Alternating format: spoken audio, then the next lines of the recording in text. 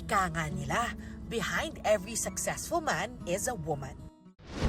Para sa magkapatid na Miguel at Yuan Tan Felix, yan ang kanilang Mommy Grace. Dati siyang preschool teacher hanggang naging full-time mom nang pasukin at gawing full-time ni Miguel ang showbiz. Hindi naman ako kilala ni Nanay Lourdes eh. Balik ka dito!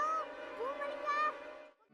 Pero mula noong nagbinata na si Miguel, di na raw masyadong sumasama si Mommy Grace sa mga taping. Dito na siya nakahanap ng ibang pagkakaabalahan. One time, nagluluto ako. So sabi ko, videohan ko kaya ito. And then, pinost ko sa TikTok, nagustuhan naman ng mga viewers. And then, more pa po, more. And then, yun na, nagsunod-sunod na.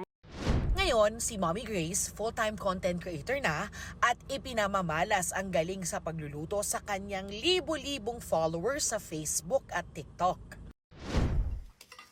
Kabilang sa sikat niyang recipes ang kaldereta at leche flan.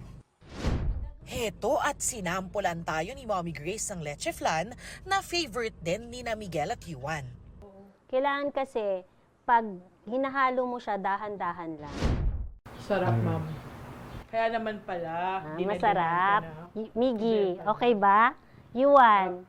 Ito yung favorite ko kasi nga hindi siya ganun katamis and Totoo naman. pinaka-favorite ko yung consistency. Pinagmamalaki nila sa mga friends nila na masarap yung luto ng mami ko. Very fulfilling sa akin yan. May payo naman si Mommy Grace sa mga fellow mommy na gusto ring sumubok ng ibang bagay o gawin ang mga hilig nila. Mag-explore sila kung saan sila magaling. Yun ang gawin nila. Like me, magaling ako magluto. Pinursu ko. Para sa GMA Integrated News, Darlene Kai, Nakatutok, 24 Oras.